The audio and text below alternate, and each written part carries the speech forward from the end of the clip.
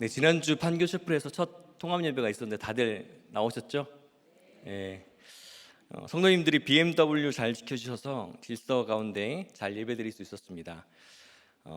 이번 주에도 또 질서를 잘 지켜주시고 대중교통과 제2주차장 이용하시는 분들을 위해서 셔틀버스가 판교역 북편 1번 출구 앞, 그리고 버스 정류장, 또 제2주차장 유스페이스 1동 기업은행 앞에서 정차한다고 합니다. 기억하셔서 꼭 전달해 주시고, 매주 금요일 저녁 몇 시죠? 7시, 온라인 지원센터에서 사전 예약해서 현장 예배를 꼭 지킬 수 있도록 우리 목원들에게 또 가족들에게 꼭 격려해 주시고 함께 동참해 주시기 바랍니다. 기도하겠습니다. 하나님, 새해 첫 수요일 예배의 자리로 저희를 불러주셔서 그 은혜에 주님 감사를 드립니다. 전쟁이 나도 지켜야 할 예배의 자리인데 감사함으로 은혜로 이 예배의 자리를 지키는 저희가 되게 하여 주시옵소서. 이 시간 간절한 마음으로 나온 성도들에게 하나님의 음성으로 말씀하여 주시고 우리가 어디에 있든지 주님을 찾는, 주님을 예배하는 하나님 그 예배자로 서 있게 하여 주시옵소서. 감사드리며 예수 그리스도의 이름으로 기도드리옵나이다. 아멘. 할렐루야. 새해 첫 수요일 오전 예배 오신 여러분을 환영합니다. 우리 옆에 분들에게 인사할까요? 잘 오셨습니다. 여러분은 이제 새해가 밝았는데 어떤 결단을 하고 계신가요? 큐티하는 우리들은 매일매일 적용하고 결단하는 게 중요한데 그래도 새해가 되면 또 특별한 계획과 결단을 하게 되는 것 같습니다. 아내가 저랑 아들에게 질문을 했어요. 새해 뭐 특별한 계획이 있냐고, 새해 어떤 특별한 계획이 있냐고 질문을 했는데 저희 아들이 벌써 이제 올해 고3이 되는 4살 때 우리들 교회 왔는데 고3이 되는 나이가 되었습니다. 아들은 정작 본인은 특별한 게 없다며, 특별한 게 없다며 특별한 계획이 없다고 이렇게 이야기하는데 저는 고3 수험생의 부모의 때를 잘 보내겠다고. 아들은 특별한 계획이 없는데 도대체 저만 뭘 잘해가지고 무슨 일이 되겠습니까? 그죠? 어떻게 잘하는 건지 잘 모르겠어요. 그리고 혹시 이제 경험이 있으신 분들이 많을 텐데 저한테 조언도 해주시고 또 뭘 열심히 잘하기만 한다고 해서 사실 그죠? 무슨 일이 되겠습니까? 근데 우리가 흔히 착각하는 것들이 있습니다. 우리 자녀가 열심히만 하면 그죠? 내가 마음만 먹으면 누구보다 잘할 수 있어. 뭐 이런 착각들을 우리가 하고 우리 자녀들이 하는 것 같습니다. 근데 요즘에는 열심히 하는 것도 재능이래요. 그죠? 마음을 먹는 것도 재능이다. 이런 이야기도 있고 또 반대로 아무리 노력해도 되지 않는 노력의 배신 뭐 이런 이야기들을 우리가 듣게 됩니다. 오늘 본문을 보니까 모든 것을 갖춘 것 같은 한 사람이 나와요. 모든 것을 갖추고 훌륭한 배경을 가진 한 사람, 누구일까요? 아볼로라고 하는 사람이 오늘 본문에 나옵니다. 타고난 학문과 능력을 가진 그런 사람이었습니다. 그럼에도 불구하고 오늘 본문을 보다 보면 그 한 사람에게 자신의 능력과 배경으로는, 학문으로는 채울 수 없는 치명적인 한계가 있는 것을 우리가 보게 됩니다. 오직 성령이 임하셔야만 그 한계를 넘어서 하나님의 열심으로 사역할 수 있는데 그것이 무엇인지 오늘 저와 여러분들이 보고 나누길 원하고, 여러분과 여러분의 자녀들이 성령이 임하셔서 내 성품, 능력의 한계를 뛰어넘는 그런 사명을 감당하길 원하시죠? 네, 아멘이 적으시네요. 성공을 하면 아멘 할 텐데 사명을 감당해야 되니까 아멘이 적으세요. 그죠? 그래도 우리가 사명 감당해야 되는, 이 땅에 사명 감당해야 되는 자로서 어떻게 해야 할지, 첫 번째로 옳고 그름이 아닌 바로 양육이 그 한 사람을 변화시키고 살린다는 것을 오늘 말씀을 통해서 보게 됩니다. 24절, 25절입니다. 알렉산드리아에서 난 아볼로라 하는 유대인이 에베소에 이르니 이 사람은 언변이 좋고 성경에 능통한 자라. 그가 일찍이 주의 도를 배워 열심으로 예수에 관한 것을 자세히 말하며 가르치나 요한의 세례만 알 따름이라. 분명히 이제 굉장히 칭찬을 많이 하고 나서 마지막에 뭐라고 하죠? 요한의 세례만 알 따름이라. 본문은 24절부터 시작되었지만 23절 그 전날 큐티책을 혹시 갖고 오신 분이 계실지 모르겠지만 펴보면은 바울이 2차 전도 여행을 끝마치고 3차 전도 여행으로 이렇게 나아가는 그 시점, 변화의 시점에서 이 본문이 시작되는 것을 알게 됩니다. 그런데 사도행전의 저자는 갑자기 3차 전도 여행이 아니라 아볼로라고 하는 인물을 그 사이에 갑자기 끼워 넣은 것처럼 이렇게 본문이 보여집니다. 그 이유는 아주 중요한 이 초대교회의 전도와 복음 사역의 중요한 영적 흐름이 여기에 있기 때문에 이렇게 기록하고 있는 것 같습니다. 그게 뭐냐면 이 하나님의 열심, 하나님의 일은 성령이 임하심으로 교회가 확장되고 복음이 전하여지고 예수를 증거하는 일이 있었다는 것들을 보여주기 위해서 이 인물을 삽입해 놓은 것처럼 보입니다. 아볼로는 굉장한 사람이었어요. 그 당시 그 문화와 학문과 지식의 중심이었던 알렉산드리아라고 하는 곳의 출신, 알렉산드리아의 유대인 디아스포라였습니다. 흩어진 유대인들 중에 한 명이었단 말입니다. 근데 그곳이 어떤 곳이냐면은 원래는 허허벌판이었어요. 아무것도 없는 데인데, 여러분 알렉산더 대왕 아시죠?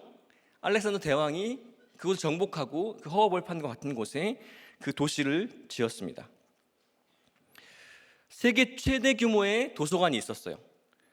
무세이온이라고 하는, 무세이온 어려운 단어 같지만 뮤즈라고 하는 단어 아시죠? 뮤즈, 학문과 예술의 신을 위한 뮤지엄, 간단한 영어니까요.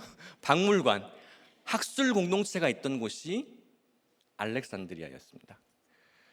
특별히 그곳에서는 그 성경을, 예수를 믿고 유대교를 믿는 사람들도 이제 구약 성경을 헬라어로 번역을 한 거예요. 히브리어 성경을 헬라어로 번역해서 70인역이라고 하는 번역된 성경으로 자기들 나름대로 이렇게 성경 공부를 하던 그런 정말 학문의 어떤 지성이 모인 그런 최고의 도시였습니다.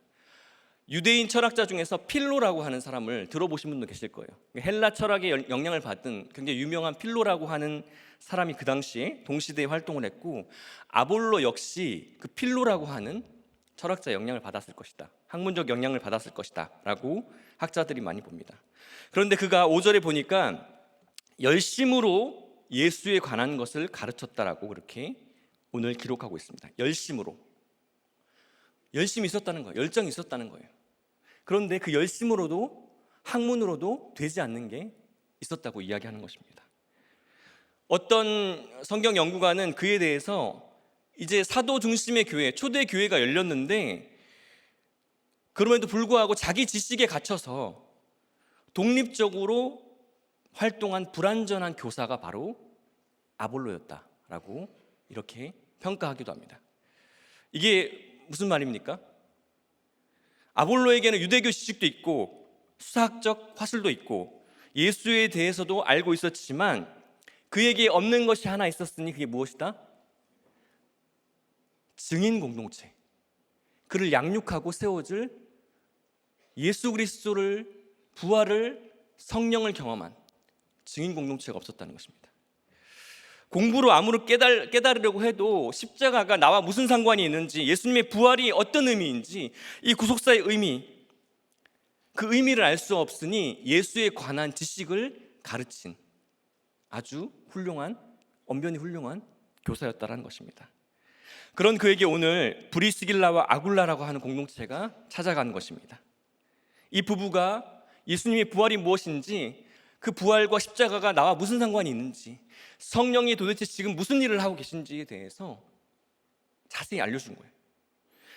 이미 알고 있었던 구약의 이사야를 통해서 예언된 메시아, 그리고 예수님의 제자였지만 배신자였던 베드로와 살인자와 같던 바울을 만나주신 그 예수님, 그 수많은 간증들을 아마 쏟아냈을 거예요.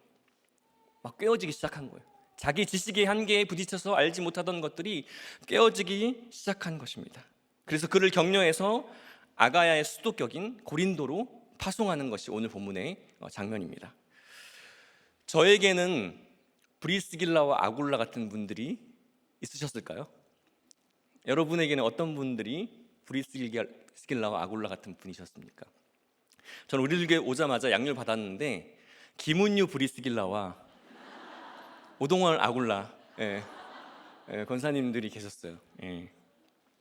제가 뭐 아볼로는 아니지만 저도 모태신앙이고 예수님을 안다고 생각했었고 또 성경 번역 선교사까지 되려고 했던 거창한 열심이 이제 저에게 있었습니다. 그런데 그것이 선교를 이제 못 나가겠다고 한 아내에게 아내를 찌르는, 아내를 살해하는 그런 열심이었고 칼이 되었다는 것을 제가 알지 못했어요.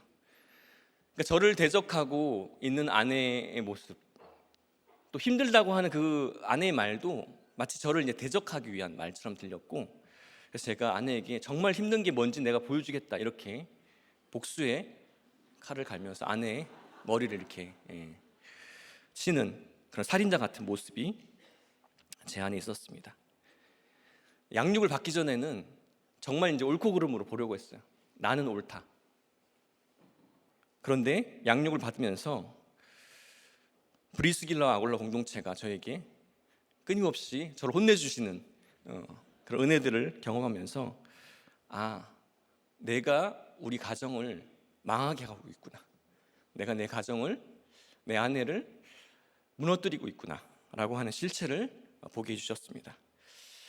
여러분은 2026년에 누구를 양육하실 계획이십니까? 누구의 양육을 받으실 계획이십니까? 어떤 사람을 파송하고 복음으로 세워주실 예정이십니까? 거창한 게 아니라 그냥 여러분이 전하는 책 한 권, 큐티인 한 권이 그 속에 있는 수많은 사람들의 60명의 간증과 구속사적 메시지가 바로 누군가를 양육하고 누군가를 세우고 파송하는 일인 줄 믿습니다. 아멘. 첫 번째 적용 질문 드립니다. 올해 누구를 양육하고 어떤 양육을 받으시겠습니까? 목장과 가정, 공동체에서 내가 세우고 또 격려해야 할 사람은 누구입니까? 목사님의 책과 큐티인을 누구에게 전하는 그런 브리스길라와 아굴라가 되실지 한번 꼭 생각해 보시고 오늘 나갈 때 그냥 나가지 마시고 기억하시고 적용해 보시는 저 여러분 되셨으면 좋겠습니다. 두 번째로 우리 한계를 넘는 성령이 임하시는 사건이 임하려면 지식이 아닌 예수와 성령 세례를 알아야 합니다. 1절 2절 19장 1절 2절입니다. 아볼로가 고린도에 있을 때에 바울이 윗지방으로 다녀 에베소에 와서 어떤 제자들을 만나 이르되 너희가 믿을 때 성령을 받았느냐 이르되 아니라 우리는 성령이 계심도 듣지 못하였노라. 비슷하죠? 예수의 세례가 아니라 요한의 세례만 알았던 것과 또 성령에 대해서 듣지도 못하였다라고 하는 이 사람들의 영적 흐름, 그 속에서 성령이 임하시는 사건,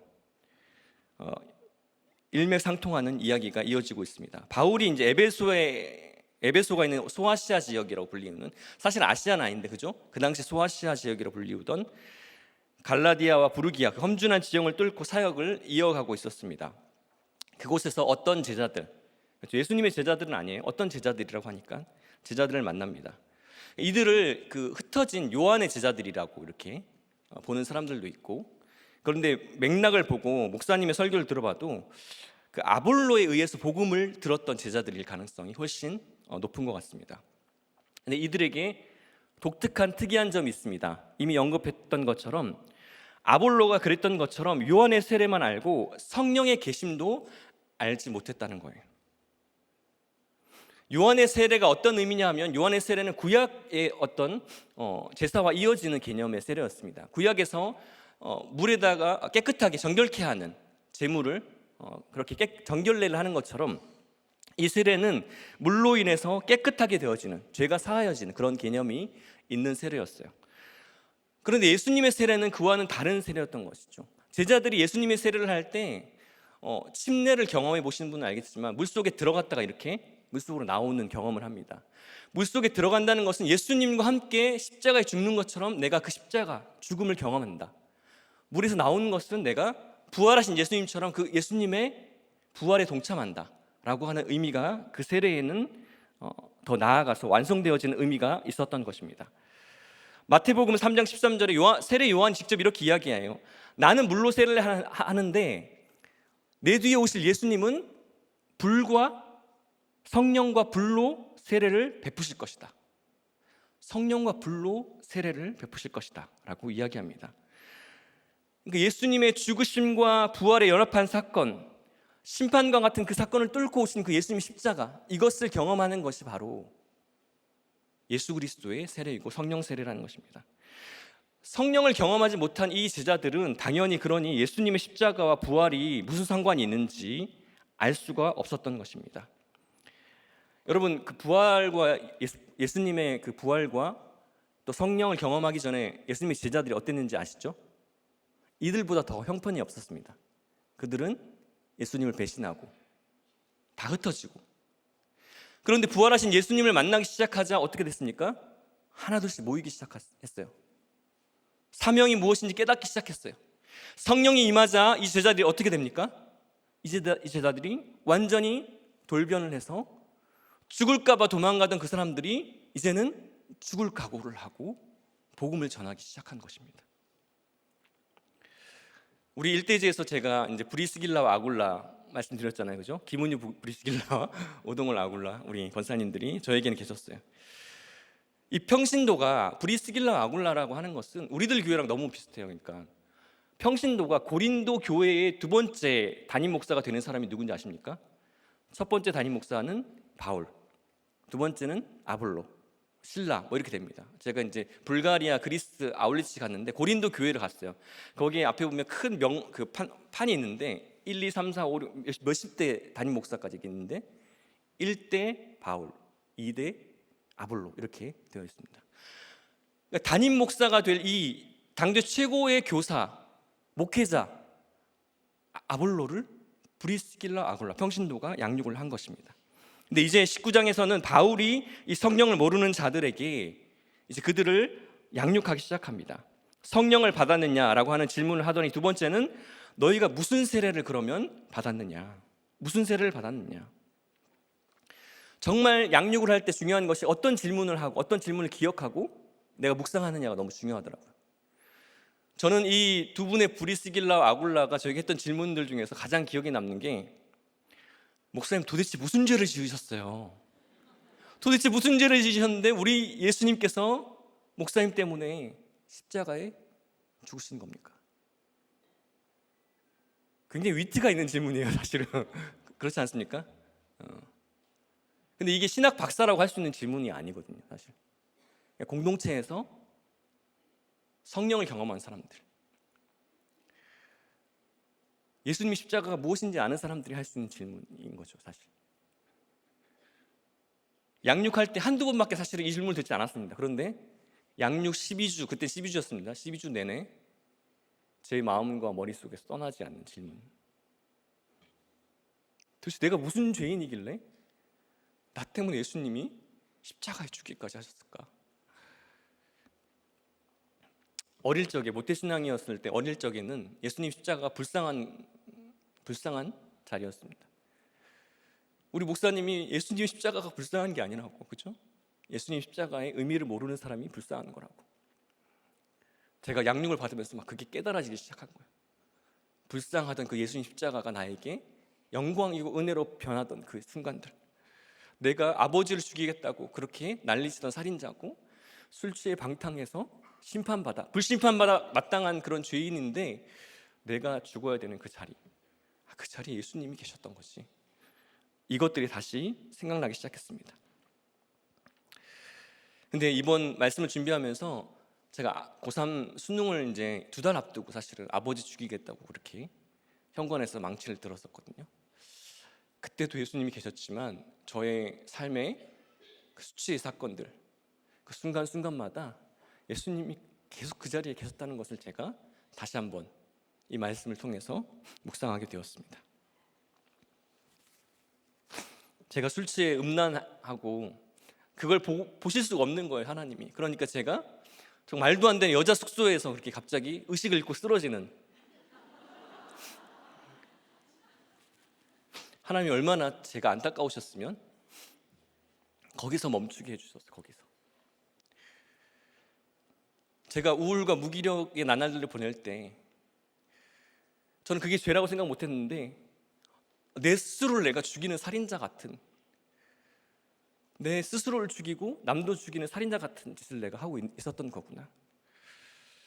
그 자리에도 예수님의 십자가가 있었다는 것을 제가 다시 한번 깨닫게 되었습니다. 성령이 임하면 우리가 변하는 것이 바로 이런 것입니다. 십자가가 불쌍한 것이 아니라 십자가를 몰라서 심판받아 마땅한 내가 불쌍하다는 것, 비로소 그 십자가가 나를 위한 사건이라는 것을 깨닫는 것이 바로 성령에 임한 사람들의 변화라고 오늘 말씀해 주시는 것 같아요. 두 번째 적용 질문입니다. 여러분은 성령 세례 받으셨습니까? 아니 정말 성령 세례를 받기를 간절히 원하시는지 한번 스스로에게 물어보시고 기도하시고, 예수님의 십자가가 날마다 나와 무슨 상관이 있는지 그거를 깨닫는 것이 큐티라고 생각합니다. 말씀을 듣는 이유라고 생각해요. 도대체 여러분이 무슨 죄를 지으셨길래 저와 여러분을 위해서 예수님이 십자가에 죽으셔야 했는지 우리가 끊임없이 던져야 될 질문이 이거라고 생각합니다. 그렇게 한번 묵상해 보시는 오늘 하루가 되었으면 좋겠습니다. 마지막 세 번째로, 우리 한계를 넘는 성령의 임하심은 내 열심을 멈추게 하시고 방언과 예언을 하는 공동체로 우리를 세워주십니다. 5절 7절입니다. 그들이 듣고 주 예수의 이름으로 세례를 받으니 바울이 그들에게 안수하매 성령이 그들에게 임하심으로 방언도 하고 예언도 하니 모두 12사람쯤 되니라. 주 예수의 이름으로 세례를 받는다는 것은 예수의 죽음과 부활이 그냥 단순한 역사적 사실이 아니라 나를 위한 구속사의 사건인 것을 고백하는 것입니다. 이것이 바로 성령이 임한 증거라고 말씀드렸어요. 여러분, 오늘 등장하는 바울과 예수님의 제자들과 아볼로가 가장 구별되는 그 차이가 뭐라고 생각하십니까? 바울보다 아볼로가 어떤 학자들은 훨씬 더 대단한 학문적 배경을 가진 사람이라고까지 평가하기도 해요. 실제로 역사적인 것들이 그것을 증명합니다. 그 당시 문화권에서 열광하던 수사학이나 헬라 철학을 바울보다 훨씬 더 잘 알았던 사람입니다. 고린도 교회에 그를 지지하는 당파가 생길 정도였으니 그의 대중적인 인기가 어느 정도였는지 우리가 짐작할 수 있습니다. 바울보다 인간적으로 생각하면 훨씬 더 낮고 대단한 사람처럼 보이는 사람이었어요. 그런데 그가 바울과 가장 큰 차이가 무엇이었냐면은, 우리가 바울의 죄패가 뭔지 알잖아요, 그죠? 바울의 죄패는 뭔지 확실하게 아는데 아볼로의 죄패가 뭔지 아시는 분은 끝나시고 저에게 좀 알려주시면 감사드리겠습니다. 우리가 바울의 죄패는 확실하게 생각이 나는데 아볼로의 죄패는 성경을 아무리 읽어도 잘 떠오르지가 않아요, 그죠? 사도행전의 저자는 아볼로의 이 유창함과 이 놀라운 학문적 성과보다 바울의 작고 연약함에 훨씬 더 주목하고 있다는 겁니다. 바울의 힘은 그의 인간적인 열심, 살인을 저지를 만큼 지나친 그의 인간적인 열심을 꺾으신 하나님의 열심이 무엇인지 사도행전의 저자는, 성령을 받은 사람들은 그것에 주목하고 있다는 것입니다. 바울 자신이 죄인 중에 괴수라고 하는 것을 명확하게 알았어요. 자신이 예수를 대적하던 죄인이라는 명확한 명패를 가지고 바울은 복음을 전한 사람입니다. 자신의 연약함을 그것을 증거할 때 하나님의 열심으로 하나님이 일하기 시작하세요. 주일날 우리 설교 들으셨죠? 뭐라고 합니까? 죄인이 죄인을 살립니다. 예수 믿고 구원받은 죄인 그 한 사람이 또 다른 죄인을 살리는 일을 하게 되는 것입니다. 성령이 임한 이 사람들에게 나타난 특징이 오늘 본문의 방언과 예언이라고 말합니다. 방언은 여러 방언이 있겠지만 목사님께서 성령 안에서 소통하는 것, 성령 안에서 소통하는 것이 방언이라고 풀어주셨어요. 예언도 막길예, 말씀원, 말씀을 맡은 사람들이 다른 사람을 살리는 것, 그것이 예언이라고 이렇게 또 풀어주셨던 것을 기억합니다. 제가 우리들에게 올 때 지금 처음 오신 분들은 저 목사가 앞에서 무슨 얘기를 하는 거야 이렇게, 이게 뭐지? 이런 생각을 하시는 분들이 저처럼 계셨을 거예요, 그죠? 제가 딱 그런 표정이었대요. 한 권사님이 목사님 처음 오셨을 때 무슨 얘기를 하는 거야? 이게 뭐야? 이런 표정으로 제가 왔다 갔다 했다는 거예요. 남의 나라 말처럼 외국어처럼 들렸던 거죠. 성도들의 간증, 목사님의 말씀도 이게 뭐지? 이게 무슨 말이지? 이러면서 제가 그렇게 다녔다는 거예요. 그런데 그 간증들이 나의 방언으로 들리기 시작했어요. 나의 방언으로, 나의 모국어 방언으로 들리기 시작하고, 망하게 되었다는 것이 우리 가정에 일어난 일이지만 그것이 사명의 사건이라는 것이 양육을 통해서 깨달아지기 시작했습니다. 그 잎사귀가 약재료가 되리라, 이게 성경에 있는지도 긴가민가했던 그런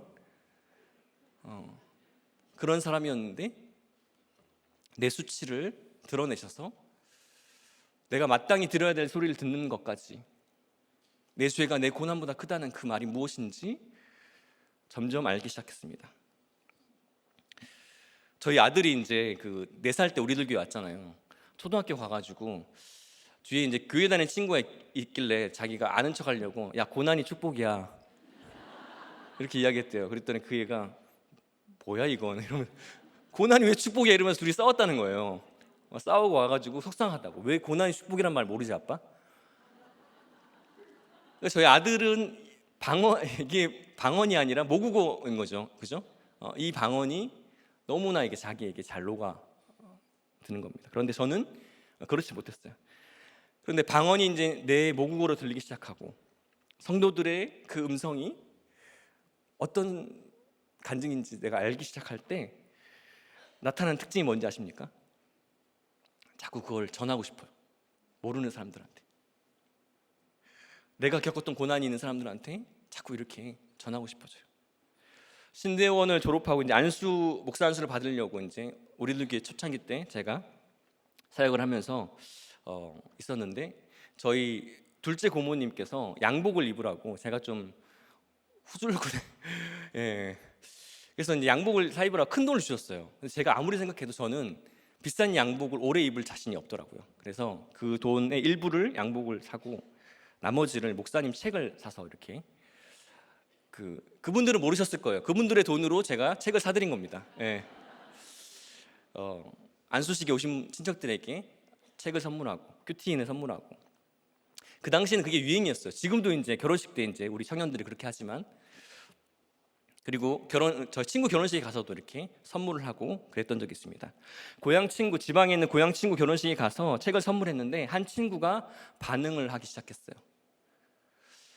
어릴 때부터 주일학교를 다니고 청년 때도 같이 공동체를 섬겼습니다. 그런데 결혼하고 한 10년 정도 연락이 끊어졌었는데, 첫째 아이는 백혈병이고 둘째 아이는 자폐 스펙트럼이라는 이야기를 처음으로 저에게 이렇게 꺼내더라고요. 가정화 살아나라라고 하는 책이었어요. 제가 썼던 책이.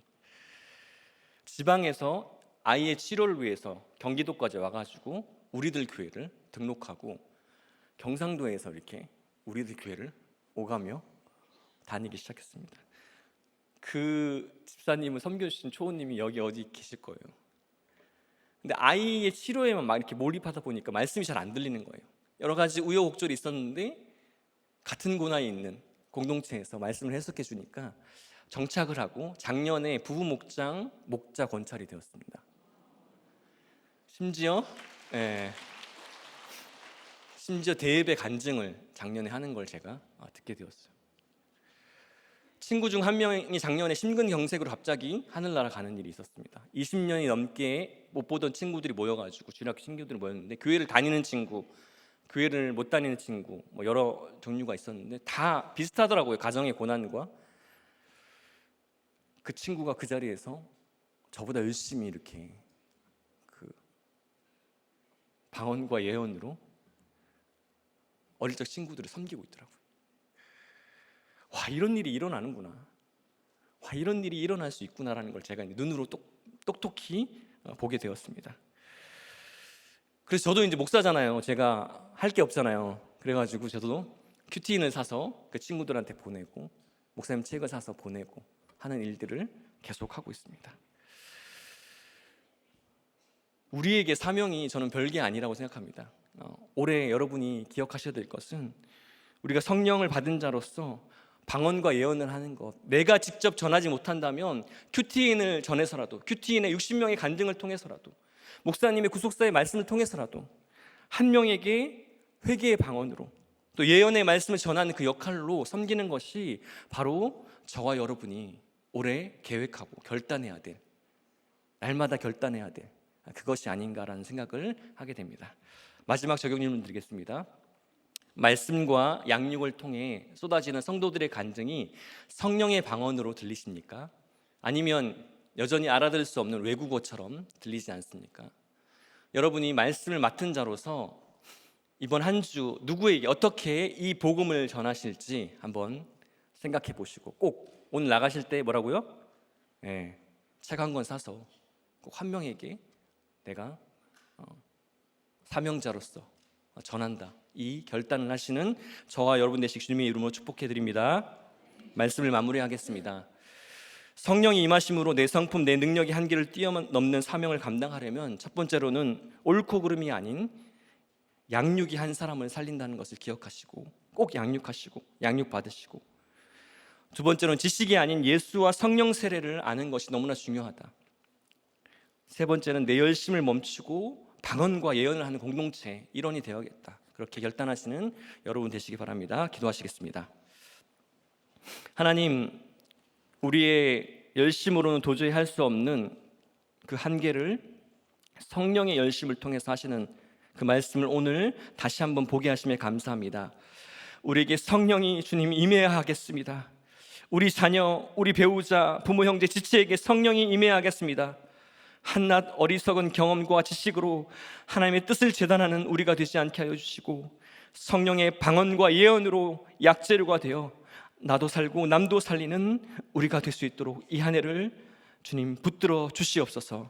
이어서 말씀을 전하실 초원님의 간증을 통해서 주님 동일하게 성령이 임하는 시간 되게 하여 주시옵소서. 예수님 이름으로 기도드립니다. 아멘. 저는 이제 수요 낮 예배 오늘 두 번째 소개되는데요.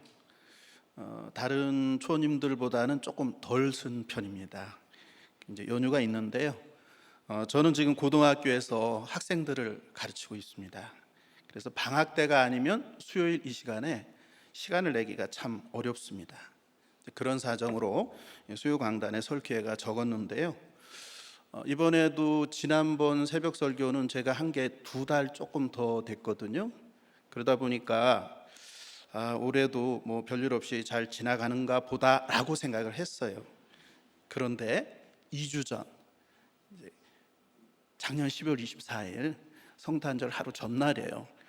낮에 점심 때쯤 이제 목사님 정준 목사님한테 전화가 왔어요. 그래서 이 목사님이 나한테 별로 전화하실 일이 없는 분인데 우리 평원님이 아니시기 때문에, 그래서 무슨 일이시지? 연말이라서 무슨 목장 개편이나 아니면은 뭐 사역부서 이런 거에 관해서 뭐 하실 말씀이 있나 보다, 저는 이제 그렇게 생각하고 편하게 받았습니다. 그런데 목사님은 뜻밖에도 1월 7일 날, 오늘이죠. 오늘 낮 수요 예배 설교가 가능하냐 이렇게 질문을 하셨어요. 깜짝 놀라고 달력을 보니까 방학 때예요. 그리고 아무 일정도 잡혀 있지 않아요. 그래서 네, 방학 때라 시간이 됩니다라고 이렇게 대답을 해드렸어요. 야곱의 형 에서가 있지요. 에서의 이제 후손 에돔 사람들이라고 하는데요. 그 사람들이 바위 틈 높은 곳에 살았다고 성경에 나와요. 지형적인 이점이 있기 때문에 누가 나를 땅으로 끌어내리겠느냐 이런 교만함이 있었다고 합니다. 저도요, 학교 수업을 빼고 나올 수 없다는 명분이 이점이 돼가지고 누가 나를 수요 강단에 세우리요 라는 그런 마음이 사실은 좀 있었습니다. 그런데 이 학교 수업이라는 견고한 성벽이 있었는데 방학이라는 하나님의 때, 참 때가 중요하잖아요. 방학 때 이게 그냥 맥없이 허물어지더라고요. 그래서 제가 오늘 이렇게 또 수요 강단에 서게 됐습니다. 그날 제가 이제 수요 설교 연락받은 날 저녁에 마침 정지훈 목사님을 이 휘문 이제 웬즈데이 워십 그 예배에서 뵀어요. 제가 이제 달려가 가지고 반갑게 인사를 드렸습니다. 큰 기쁨에 좋은 소식을 전해 주셔서 감사드립니다. 정말 24일 날 예수 탄생의 좋은 소식이 전해지는 날인데 저는 오늘 또 수요 강단에서라는 또 큰 기쁨의 소식을 전해 들었어요. 뭐 기왕 맞을 매라면 즐겁게 맞는 게 좋지 않겠습니까? 전 이렇게 생각을 했는데요. 그 이후에 또 좀 생각을 해보니까 제가 얼마나 이렇게 믿음보다 성품이 앞서는 사람이면 성령이 임하시는 믿음의 삶을 올 새해는 살라고 새해 첫 수요 예배 성령이 임하심으로라는 제목으로 말씀을 또 전하게 하시는지 좀 그런 생각을 또 하게 되었습니다. 네, 그럼 말씀 전하도록 하겠습니다. 성령이 임하심으로 첫 번째는요, 지식에서 온전한 진리로 나아가 예수가 그리스도임을 증언합니다. 네, 오늘 본문 18장 24절에 보면은 아볼로의 고향이 알렉산드리아라고 나옵니다. 근데 그 지역은요, 이제 그 당시에 자연과학, 문헌학 등등 아주 학문의 연구가 활발하게 진행된 도시였습니다.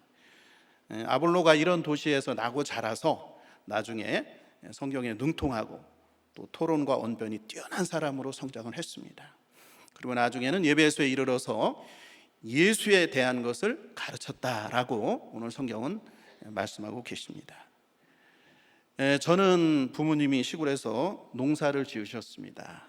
근데 부모님이 저에 대해서 좀 도시로 보내서 교육을 시키고자 하는 그런 마음이 있으셨어요. 그래서 이제 저는 초등학교 5학년 때 고모네 집으로 보내져서 서울로 전학을 오게 됐습니다. 아볼로가 알렉산드리아에서 이제 수준 높은 교육을 받았듯이 저도 이제 서울에 오게 되니까 그 진학이나 교육의 진심이잖아요, 서울이. 이제 그런 분위기 속에서 또 이렇게 좋은 대학에 진학할 수 있었습니다. 저는 어릴 때 부모를 떠나서 친척 집에서 살다 보니까 자연스럽게 다른 사람들의 눈치를 많이 보게 됐습니다. 제 욕구나 감정을 드러내는 것을 꺼리고 어떤 일에든지 확실한 제 주장이 없어요. 그리고 가급적이면 갈등 상황을 만들지 않으려는, 어떻게 보면 이제 약자로서 살아남기 위한 어떤 방어 기제가 아니었나 이런 생각도 해보는데요. 그러다 보니까 지금 생각해 보면은 갈등에 직면하지 못하는 연약한 미성숙한 사람의 모습이 보이는데 당신은 오해를 했어요. 내가 성격이 좋고 이웃하고 갈등 없이 사는 좀 착한 사람이구나, 이렇게 또 착각을 하면서 살아왔던 것 같습니다. 우리 담임 목사님께서 자주 질문하시는 게 성품이냐 믿음이냐, 이 질문을 많이 하세요. 저도 이제 그런 질문을 받았는데요. 처음에는 그 질문하시는 의도가 뭔지 정확히 이해가 되질 않았습니다. 왜 그러냐면요, 저는 이제 믿음이 좋아지면 성품도 온유해지고 윈윈, 이게 다 이렇게 좋은 거 아니야? 서로가 관계가 되는 것 같은데 목사님은 뭔가 이 둘이 서로 대립하는 개념처럼 얘기하시고 둘 중에 누굴 더 중요하게 생각할지 선택하라, 이렇게 자꾸 질문을 하시기 때문에 좀 이해가 잘 되질 않았어요. 그런데 저도 이제 우리들 교회에서 말씀을 듣고 이제 저 자신을 좀 객관적으로 좀 들여다보게 되잖아요. 그 시간을 좀 지나다 보니까 그 제가 온유하다고 생각하는 그 성품의 실체를 좀 깨닫게 되더라고요. 그게 뭔가 하면은 타인의 삶에 관심이 전혀 없어요. 그리고 나만 귀찮게 하지 않으면 그냥 아무래도 괜찮아, 이러한 방관적인 자세, 결국은 자기중심성이에요. 거기에서 그런 성품이 출발해서 나온 거더라고요. 그러다 보니까 저는 참 무정하고 사랑이 없는 사람이구나 하는 것을 알게 됐습니다. 그럼에도 불구하고 주님이 주신 그 믿음이 있기 때문에 이타적인 적용을 흉내라도 낼 수 있는 게 아닌가, 이렇게 생각하고 있습니다. 제 성품은 이익에 따라서 얼마든지 흔들리고 언제라도 주님을 배반할 수 있지만 주님이 주신 믿음이 있기 때문에 갈등 충만 속에서도 말씀대로 적용할 수 있는, 그렇게 하도록 인도하신다고 믿습니다.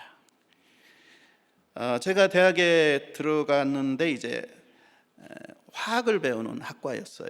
그러다 보니까 제가 배운 과학 지식은 대부분은 이제 사물의 인과관계, 원인과 결과관계를 따지는 학문이었습니다. 자연스럽게 세상 일에서도 이런 인과응보가 있어야 된다라는 생각을 갖게 됐던 것 같아요. 그래서 입만 열면 이제 부패한 사람들, 세상을 향해서 막 손가락질을 합니다. 그러면서 나는 저런 불효와 같지 않음을 너무나 다행히 생각하는, 이게 전형적인 바리새인의 모습이잖아요. 제가 그런 바리새인으로 오랜 시간 동안 살아온 것 같습니다. 그런데 이제 말씀으로 이제 저 자신을 비춰보니까 가장 이렇게 부패한 것이 제 마음이다. 이걸 인정을 안 할 수가 없어요. 그걸 좀 깨닫게 되니까 그냥 주님 불쌍히 여겨주세요 라며 이렇게 탄식하며 기도할 수밖에 없는 제 모습이라는 것을 지금은 이제 인정을 하고 있습니다. 제가 이제 목장에서 목원들 이제 여러 가지 이제 이야기를 듣고 뭐 조언도 해주고 할 때 제가 이제 처방을 상식이나 세상 지식으로, 말씀이 아니라 이제 인본적으로 처방을 한다라는 그런 피드백을 주시는 분이 한 분이 있습니다. 누군지는 말씀드리지 않아도 알겠죠? 다 아실 거예요. 그분은 한 손에는 말씀을, 다른 손에는 레시피를 들고 나를 따르라 하시는 바로 저희 권찰입니다. 가끔 그 얘기를 해주면 전에는 사실은 그게 되게 듣기 싫었어요. 그래서 막 이게 화가 납니다. 내가 그렇게 하지 않았는데 왜 당신은 나를 그런 사람으로 몰아가나? 이런 마음이 막 올라왔어요. 그런데 이제는 인정이 됩니다. 당신 하는 말이 옳소이다가 돼요. 그런데도 저의 그 뿌리 깊은 인본주의가 마치 그 두더지 잡기 할 때 여기저기서 불쑥불쑥 올라오잖아요. 그런 것처럼 정말 여기저기서 인본주의적인 생각들이 올라오고 있는 저 자신을 보면서 때로는 절망할 때도 많이 있습니다. 26절에서 브리스길라와 아굴라가 이렇게 이제 가가지고 아볼로가 가르치는 걸 들었어요. 들어보니까요, 예수 십자가 사역에 대한 부분이 없고, 또 이제 부활승천 후에 보혜사 성령님의 사역이 있잖아요. 그 부분이 빠져 있어요. 그래서 이제 요한의 가르침까지였다라고 얘기하잖아요.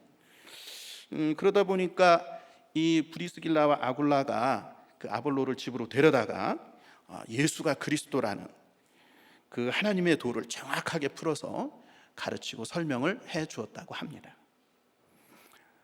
제 신앙 여정에도 이런 브리스길라와 아굴라처럼 저의 2% 부족한 부분을 채워주신 분들이 많이 계십니다. 가장 첫 번째는 담임 목사님이세요. 목사님이 말씀을 한 절씩 한 절씩 풀어서 설명을 해주시잖아요. 그리고 말씀 속에 감춰진 보배를 캐내어 삶으로 비비고 닦고 문지르는, 원어로 이제 디아트리보라고 하죠. 그런 삶을 그냥 몸소 보여주시기 때문에 그냥 가만히 듣고 지켜보고만 있어도 배워지는 게 너무 감동이 되는 부분이 있는 것 같습니다. 그리고 또 때마다 저를 양육해 주셨던 많은 양육자님들이 있어요. 그분들도 본인들의 삶의 수치와 실패, 이런 부분들을 나눠주시면서 우리 인생이 약해졌을 때 정말 하나님은 내 안에서 강하게 되신다라는 부분, 약할 때 강함 주시는 거를 증거를 해주셨습니다. 그리고 또 매주 목장에서 만나는 목장 식구들이 있죠. 각자의 신앙 여정, 지진 같은 사건들을 솔직히 나눠주시고 또 말씀으로 해석하려고 애쓰시는 그 모습 속에서 함께 울고 웃는 이제 식탁 공동체를 또 만들어 주셨습니다. 너무 소중한 돕는 분들이 아니었나 생각이 듭니다. 성령이 임하심으로 두 번째는 어떤 제자가 아니라 예수님의 제자가 됩니다. 19장 1절에서 이제 아볼로가 아가야의 고린도 교회에서 이제 사역하려고 잠시 에베소를 떠났어요. 그 동안에 바울이 그 에베소로 다시 이제 온 겁니다. 와가지고 성경에서 보면 이제 어떤 제자를 찾아가서 만나서 이런 질문을 했다고 그러죠. 너희가 믿을 때 성령을 받았니? 라고 물었어요. 그랬더니 그 제자들이 성령이요? 못 받았는데요? 그런 게 있는 줄도 몰라요. 이렇게 대답을 했어요. 저는 지금 우리들 교회 휴먼체플이 있는 학교에서 과학교사로 근무하고 있습니다. 작년 여름방학을 며칠 앞두고 아주 이른 새벽에 시골에서 그 부모님을 모시고 있던 누님에게 전화가 왔습니다. 누나는 지금 물이 방에 가득 들이차가지고 아버지 침대가 둥둥 떠다닌다, 이렇게 막 소리쳤어요. 근데 저도 이제 잠결에 받은 데다가, 그리고 누나가 하는 얘기가 너무 비현실적인 거예요. 이게 무슨 일이지 싶은 거예요. 그래서 얼른 TV를 켰습니다. 그랬더니요, TV에는 그날이 이제 극심한 폭우가 몇 시간 동안 고향에 내려가지고 쇠가 나서 TV에서 재난 방송을 하고 있더라고요.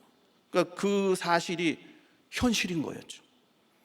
물속에서 몇 시간 사투를 벌인 누나와 부모님은 119 대원이 보트를 타고 들어와서, 보통은 그냥 들어와서 데려가는데 물이 이제 이렇게 허리만큼 잠기니까 보트를 타고 들어와서 이제 구조를 했고, 이제 근처 마을회관으로 대피했다라는 것을 이제 알게 됐습니다. 그날 오후에 아내와 함께 고향에 내려갔습니다. 가서 보니까요, 이제 집안에 물은 이미 빠져 있어요. 그런데 장롱이나 냉장고 같은 큰 가재 도구들이 그 진흙 바닥에 어지럽게 다 넘어져 있고요. 부모님은 이제 친척분이 빌려주신 이제 작은 아파트로 이미 이제 옮겨가 계셨습니다. 어머니께서는 그런 물난리는 내 80평생 처음 봤다, 이렇게 아직도 이제 두려운 마음을 가지고 말씀을 해주셨고요. 그리고 이제 수해난 집을 청소하고 정리하기 위해서 저도 한 여름 방학 동안에 한 10번 정도를 시골에 다녀갔습니다. 제가 방학 때라 시간이 있는 게 너무 감사하더라고요. 그리고 형제들이 힘을 합쳐서 이제 쓸고 닦고 해가지고요, 부모님을 약 2주 만에 집으로 모셔올 수 있었습니다. 이 수해로 가족 모두가 힘들었지만 가장 힘들었던 분은 아버지가 아니었을까라고 생각됩니다. 약 7년 전에 이제 치매와 알츠하이머 진단을 받으셨어요.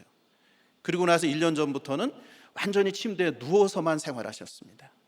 근데 홍수가 나던 그날 밤에도 아버지는 일어나실 수 없는 거예요. 침대에 누워 있는데 침대가 부력을 받아서 둥둥 뜨는 거예요. 그럼 옆에서는 울부짖죠. 그걸 이제 겪으신 거죠. 그리고 이제 임시 거처에 갔을 때는 매트리스 없이 맨 땅에서 이제 누워 지내시다가 또 욕창이 생겨서 고생도 하셨습니다. 그런데 며칠 후에 더 기가 막힌 소식이 들려왔습니다. 누나가 그동안 이제 시골에서 부모님 모신다고 내려가 있던 누나가 암에 걸려가지고, 유방암에 걸려가지고 더 이상 부모님을 모실 수 없게 됐다라는 소식을 듣게 됐습니다. 다음날 바로 제가 시골에 내려갔습니다. 그래서 아버지를 요양원으로 모실 수밖에 없었어요. 근데 그 당시에 그 모실 계획이 없었기 때문에 시설 등급을 받지 않은 상태예요. 그래서 등급 외로다가 모셨는데, 이렇게 되면 정부 지원이 없고요, 그냥 사용자가 비싼 사용료를 다 이렇게 지불해야 되는 건데 어쩔 수 없었어요. 그렇게 모셔놓고 이제 건강보험공단에 가서 요양보 시설 등급이라는 거를 신청을 해 두었습니다. 갑자기 홍수를 만나고 또 이제 집에 왔는데 또 이틀 만에 갑자기 요양원으로 가고, 아버지 입장에서 생각해 보면 이 바뀌는 환경들이 참 이렇게 감내하기 어려우셨을 것 같아요. 아버지가 요양원에 가서 이제 식사를 잘 하지 못하셨고요, 건강이 점점점 나빠지셨습니다. 근데 이제 저는 일주일 후에 이제 전라도 익산 지역으로 이제 TT를 가게 되었어요. 그래가지고 그 기간 동안에는 아버지에게 무슨 위급한 상황이 생기지 않기를 기도하면서 TT를 은혜 가운데 잘 다녀왔습니다. 그리고 나서 며칠 후에 형제들하고 요양원으로 아버지를 이제 찾아뵈러 갔어요. 그랬더니 거기 원장님이 아버지가 그 음식을 이렇게 수저로 죽 같은 걸 드셨는데 목 넘김이 잘 안 된대요. 이게 이제 알츠하이머 증세의 하나인데요, 목의 근육이 이제 약화돼 가지고 이게 뭘 잘 넘기지 못하시는 그런 상황이 되는 거예요. 그러면서 그 원장님이 이렇게 되면은 연약해져셔가지고 영양분 공급이 안 돼서 결국은 굶어서 돌아가시게 된다라는 얘기를 하더라고요. 야, 다른 연명 치료는 하지 않기로 미리 이제 가족들 간에 얘기가 됐었는데 그 얘기를 듣고 나니까 굶어서 돌아가시게는 하면 안 되겠다 이런 생각이 들어서 나중에 기도를 이렇게 열어가지고 이제 튜브를 L튜브라고 하는 걸 넣어가지고 그 유동식을 공급하는 그거는 해드려야 되겠다라고 형제들하고도 거기서 이제 의견을 모았습니다. 그리고 이제 올라왔어요. 이제 며칠 후에 그걸 해드릴 예정이에요. 그리고 나서 저는 여름방학이 끝나서 개학을 했습니다. 개학하고 제가 이제 출근한 지 등교한 지 이튿날 둘째 날 아침에 제가 1교시 수업 들어갔는데 요즘에는 이제 수업 시간에 전화기를 가지고 들어가요. 급한 일이 있으면 거기서도 또 연락을 할 일이 있거든요. 왜냐하면 애들이 뭐 갑자기 쓰러지거나 뭐 사건이 생기면은 또 바로바로 처치를 해야 되기 때문에 이렇게 전화를 하려고 가지고 들어가는 게 아니라 그거를 지참하고 진동이나 무음으로 놓고 가지고 들어가게 돼 있어요.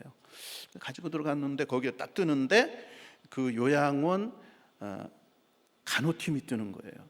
그러니까 이제 이건 무슨 큰 일이 생겼나 보다 하고 어쩔 수 없이 이제 받아보니 아버지가 위급한 상황이 됐다는 거예요. 여러 가지 바이탈 사인이 갑자기 안 좋아지셨다고 빨리 와야 될 것 같다 그래요. 그래가지고 이제 바로 가가지고 이제 조퇴를 하고 권찰과 함께 시골에 내려갔습니다. 근데 내려가는 동안 아버지가 소천했다는 또 연락을 받았습니다. 저희 아버지는 이제 86세에 돌아가셨는데요. 저희 부부의 전도로 약 한 30여 년 전에 그때 이제 교회를 다니기 시작하셔서 지역교제 출석하시면서 그곳에 회계 집사도 맡으시고 또 뭐 여러 가지 교회를 잘 섬겨 오셨습니다. 내려갈 때마다 권찰이 천국 소망에 대해서도 여러 가지 질문하고 점검을 해드렸는데 예수 이름으로 천국에 간다는 그 확실한 신앙 고백을 해 주셨습니다. 그래서 L튜브라는 게 사실은 당사자한테는 되게 고통스럽대요. 그거를 해드리기 며칠 전에 어쩌면 이렇게 데려가신 것이 하나님의 은혜일 수도 있겠다라는 생각을 했습니다. 이제 천국 소망이 확실하니까 하나님께서 하루라도 빨리 데려가신 것 같았습니다. 근데 이제 장례를 치르고 올라오는데 그날 차 안에서 건강보험공단으로부터 온 한 통의 문자를 받았습니다. 그 문자 내용이 뭐였냐면요, 제가 신청했던 아버지 그 요양원 시설 등급이 정상적으로 처리돼 가지고 등급이 나왔다는 거예요. 이제 그 문자를 제가 받은 겁니다. 요양원에 이제 모시기 위해서 등급 신청을 했는데 그 등급은 나왔는데 지금 제 옆에 아버님 안 계신 거예요. 참 기가 막히고 정말 인생의 허무 이런 거구나.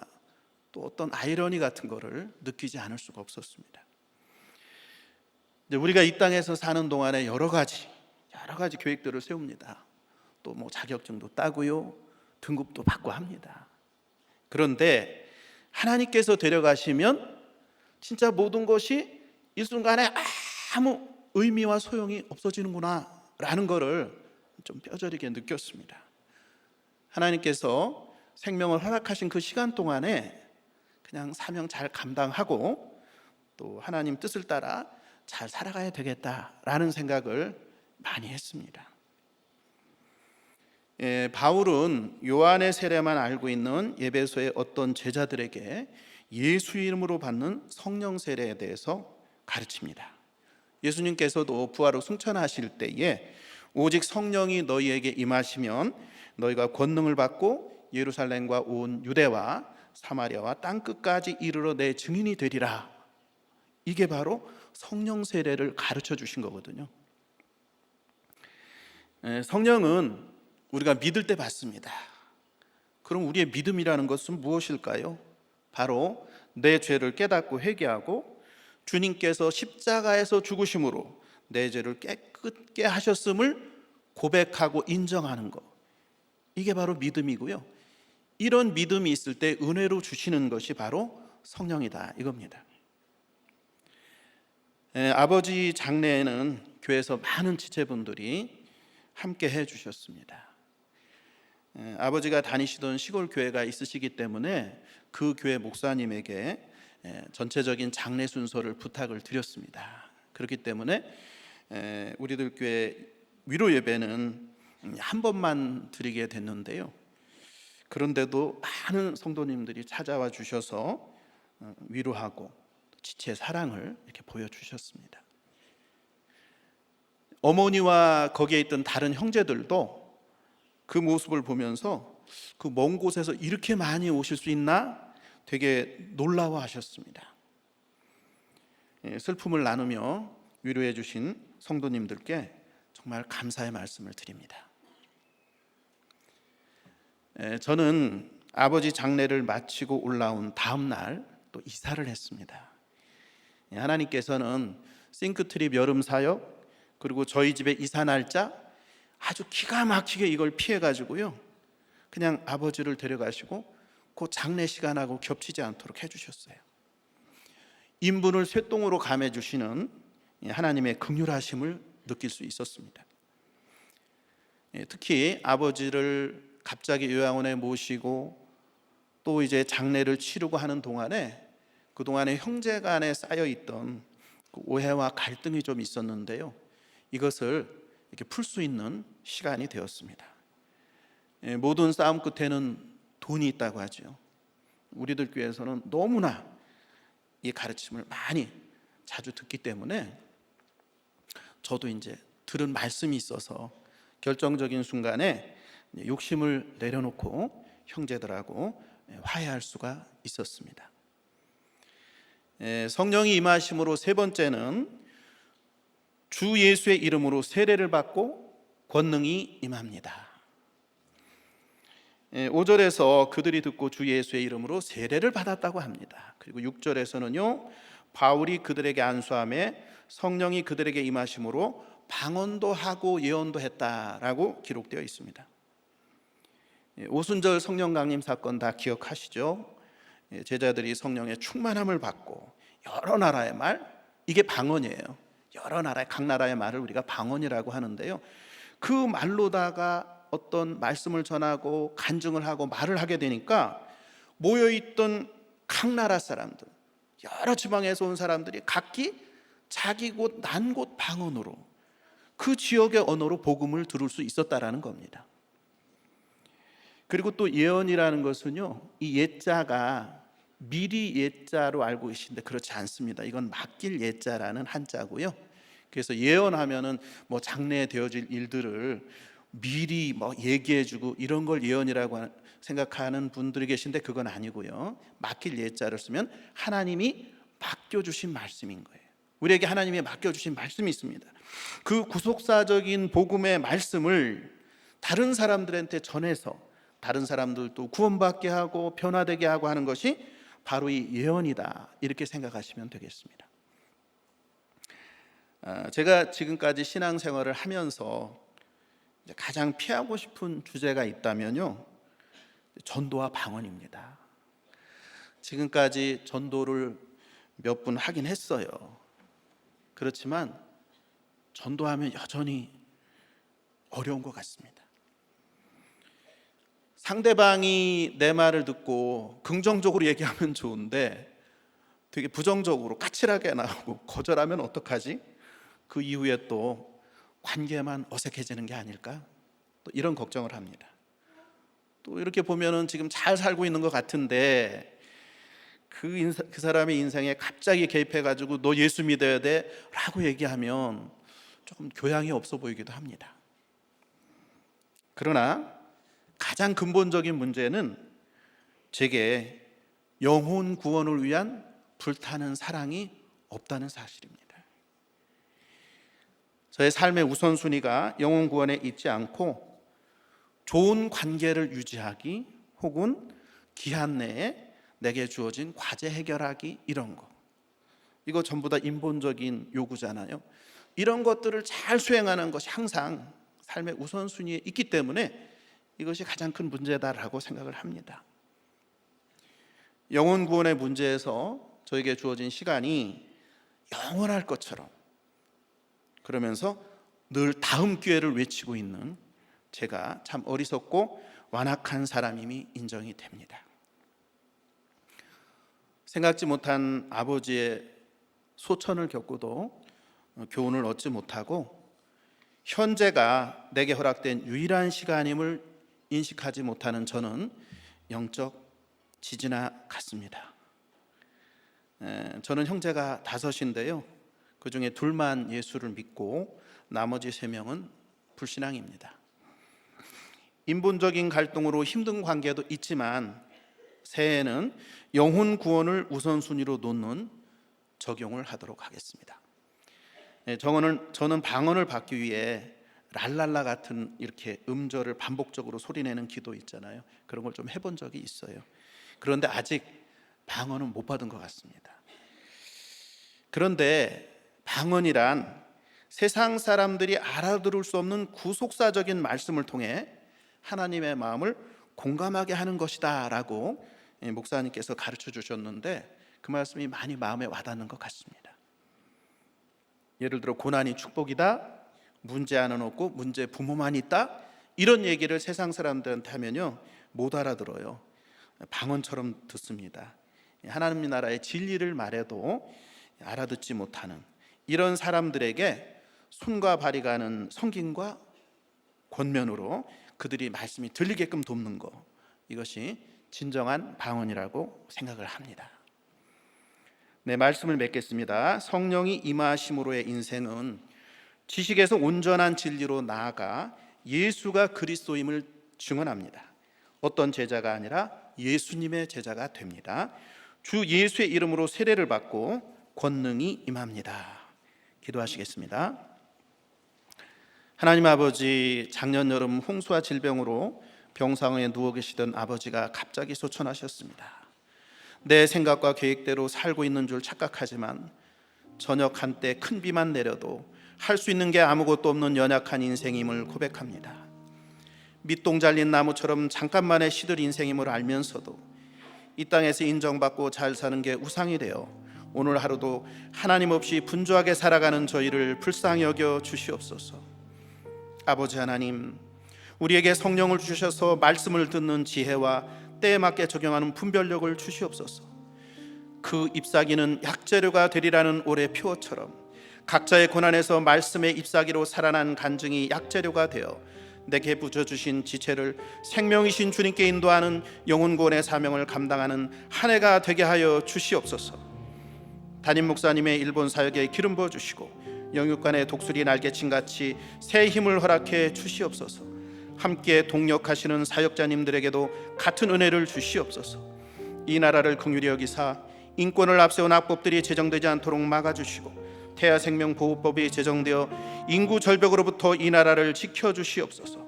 세계 곳곳에 파송된 선교사님들과 그 가정을 지켜주시고 필요를 채워주시옵소서.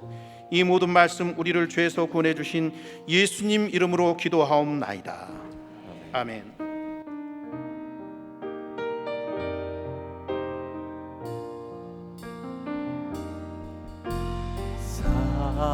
사랑하는 내 딸아, 너의 자금도 내게 귀하다. 너와 함께 걸어가는 모든 시간이 내겐 힘이라. 사랑하는 아들아, 내 연약함도 내게 금이라. 너로 인해 잃어버린 나의 양들이 돌아오리라.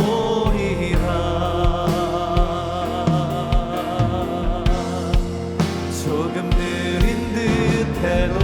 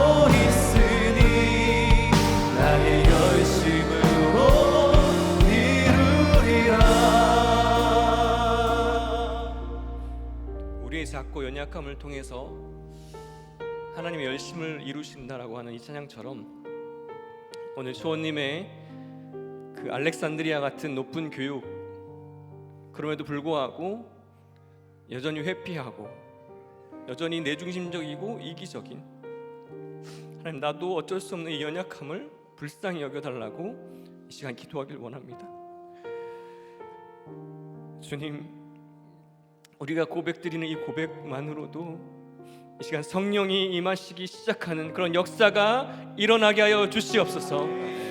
우리의 짧고 연약한 지식으로, 경험으로 알아들 수 없는 그 방언이 주님 들리는 은혜가 우리에게 있게 하여 주시고, 지체의 간증을 나와 상관없는 사건이 아니라 나를 위한 회개의 말씀으로 듣는 우리가 되게 해달라고 이 시간 간절히 기도하길 원합니다. 예수님의 십자가가 나와 상관없다고 하는 우리를 주여 용서하여 주시옵소서. 이 시간 말씀을 기억하며 나의 한계를 넘는 방언과 예언의 사명을 감당하게 해달라고 이 시간 주여 부르짖으며 함께 기도하시겠습니다. 주여!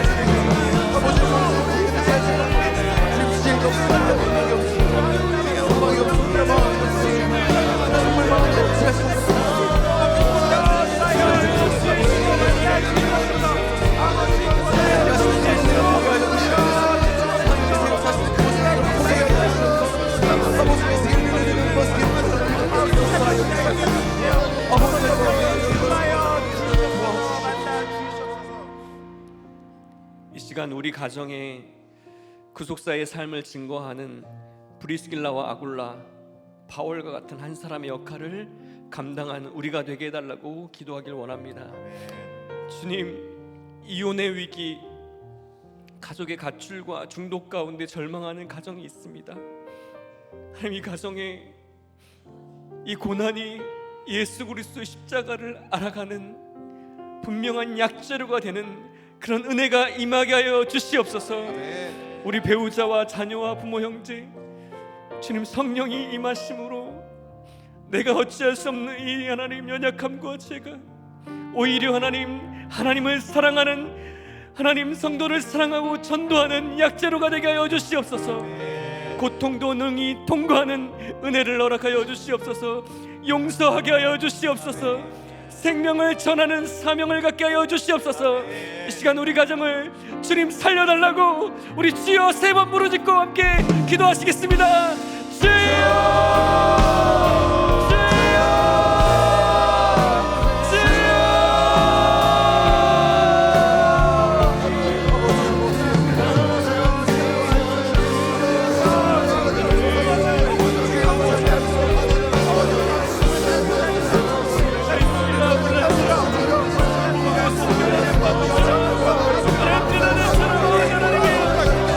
우리 사명을 감당하는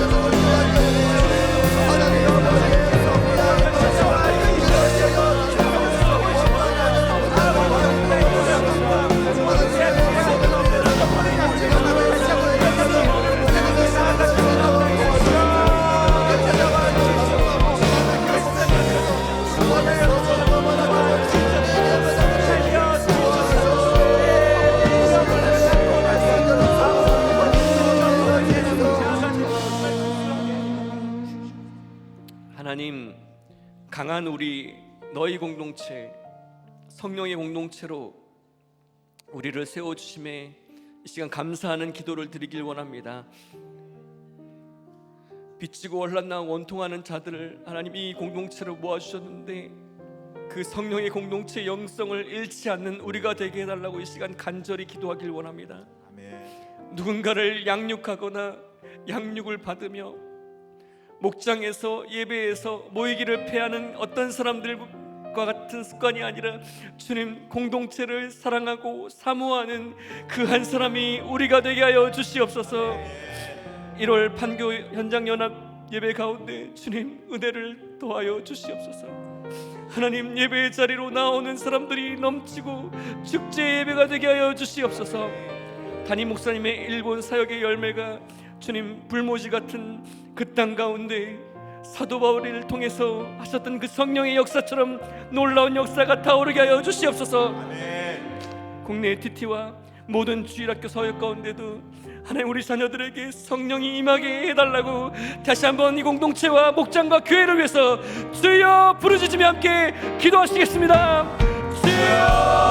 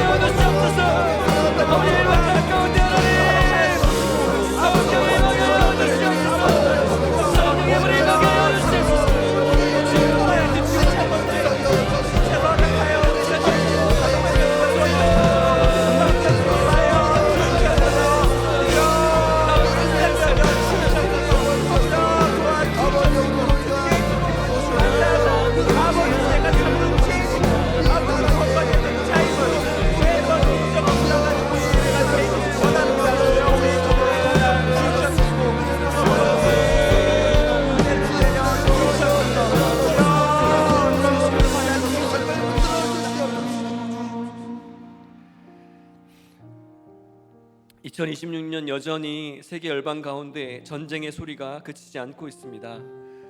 주님, 올 한 해 더 이상 전쟁이 아니라 생명을 살리는 그런 한 해가 되게 해달라고 이 시간 간절히 기도하길 원합니다. 하나님, 갈등과 반목이 가득한 이 땅 가운데 성령이 오셔서 복음으로 살아나는 역사가 일어나게 하여 주시옵소서. 이 일을 위해 수고하시는 열방의 모든 손길을 위해 주님 함께하여 주시옵소서.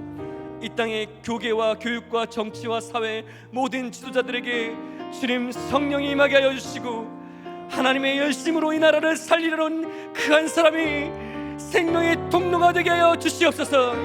생명을 살리는 창조지서를 세우는 이 나라가 되게 해달라고, 예배와 복음이 회복받지 않는 이 나라가 되게 해달라고, 다 함께 마지막으로 세계 열방과 이 나라를 위해서 주여 부르짖으며 함께 기도하시겠습니다. 주여!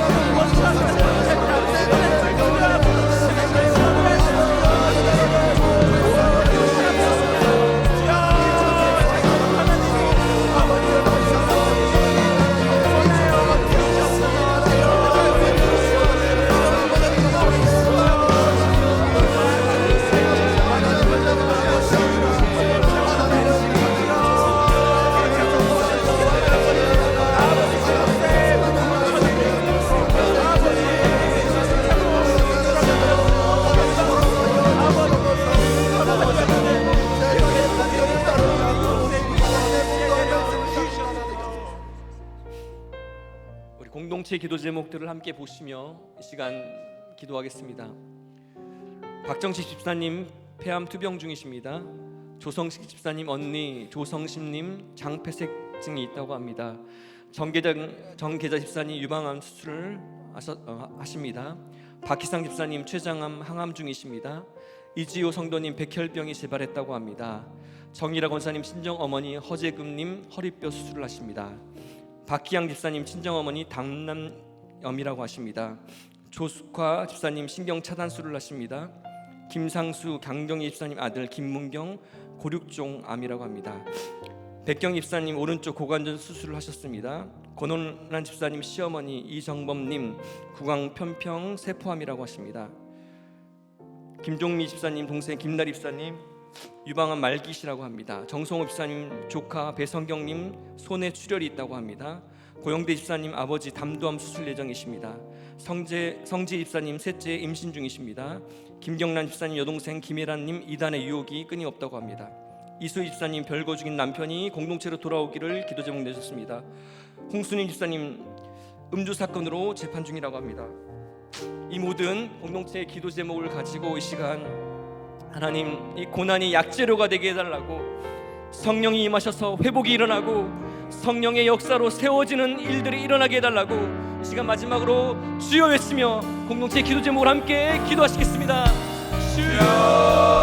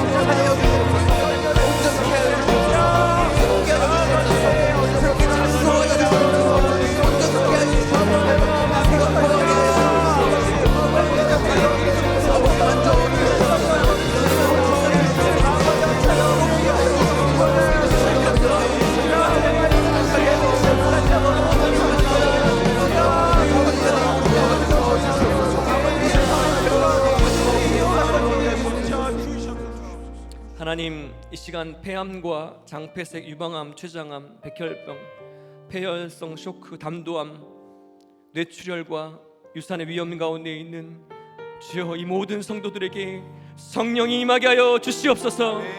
별거와 이혼과 가출과 이단과 재판과 폭행과 하는 모든 중독과 고통 가운데 힘들어하는 가정에 주여 성령이 임하여 주시옵소서.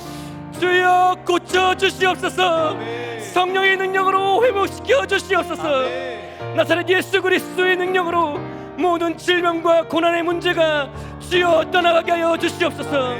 성령의 능력으로 치유하여 주시옵소서. 성령 하나님, 간구하는 모든 사건 가운데 찾아가시고 위로하시고 주의 손길로 주여 안수하여 주시옵소서. 우리들 교회를 이 땅의 성령의 도구로, 성도들을 성령의 증인으로 사용하여 주시며 주여 감사드립니다. 담임 목사님의 모든 사역을 통해 사도 바울에게 하셨던 것처럼 주여 가시는 곳곳마다 양육자들이 세워지고 말씀 묵상의 은혜가 흘러가는 놀라운 역사들이 일어나게 하여 주시옵소서. 이 나라를 주여 불쌍히 여겨 주시옵소서.